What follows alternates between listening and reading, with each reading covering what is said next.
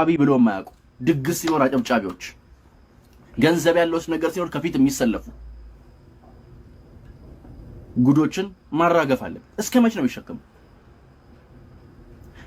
ሌት ተቀን ከንቲባዋ ስትሰደብ አጠገቧ የማይቆም ሌት ተቀን ባለስልጣናቱ ሲብጠለጠሉ አይ እንደዚህ ነው እኮ ብለው እውነቱን እያወቁ የማይናገሩ ግን ገንዘብ የሚያስፈልገው ነገር ሲኖር ወደ ከተማ አስተዳደሩ ቢሮ ወደ ባለስልጣናቱ ቢሮ ጎራ የሚሉ አራግፍ ብልጽግና አራግፍ። ቴንክ ዩ ጆኒ።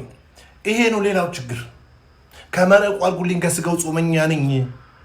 የብልጽግና ድግሶች ላይና ሰርጎች ላይ በጠቅላላ ሱፋቸውን ለብሰው የድል ቀን አብረው መዘመር ከፊት የሚፈልጉ የችግር ቀን ከንቲባዋ ስትሰደብ ጠቅላይ ሚኒስትሩ ከፍ ዝቅ ተደርጎ ሲሰደብ ምንም አይነት ድምፅ የሌላቸው ድምፃቸው ጸጥ ይላል። ጉሮሯቸው አይፋቸው አይከፈትም።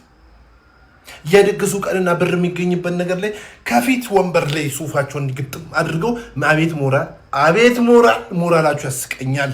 አርቲስቶች ብትሉ ቲክቶከሮች ብትሉ እውነት ሞራል አላችሁ። ከፊት ግስጥ ትላላችሁ። ከንቲባዋ እየሰራ ዋው ምናምን ትላላችሁ። ብልጽግና እውነቱን ነው ከዚህ ውስጥ አራግፎ ማባረር ያለበት እንደዚህ አይነት ከብልጽግና ጋር ተጣብቀው እያስመሰሉ መጓዝ የሚችሉትን ይሄ የለመዱ ለማዳ ሰዎች ማባረር ማስወጣት ምን ያደርጋል?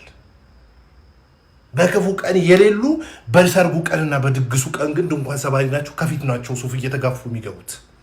ምን አይነት ሞራል እንዳላችሁ እኮ ታስቃላችሁ። እውነቱን እኮ ነው እየተናገረ ያለው። የድል ቀን ከፊት ናችሁ። ሻምፒዮን በቃ የሚኮንበት ቀን ዋንጫ የተነሳ ቀን ከፊት ናችሁ። በመከራ ቀን የላችሁም። በችግር ቀን የላችሁም።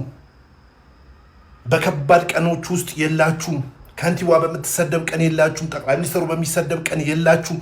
ያላችሁት የድግሷ ቀን። እንደዚህ አይነት አስመሳዮች ከዛም ከዚህም ወገን ያሉ ናችሁ። መሀል ላይ ግን አስመስላችሁ መኖር የምትፈልጉ በትርፍ ሰዓታችሁ ተቋሚ መሆን የምትፈልጉ ውሃ ጠጡ። በጣም ነው የምታሳፍሩት።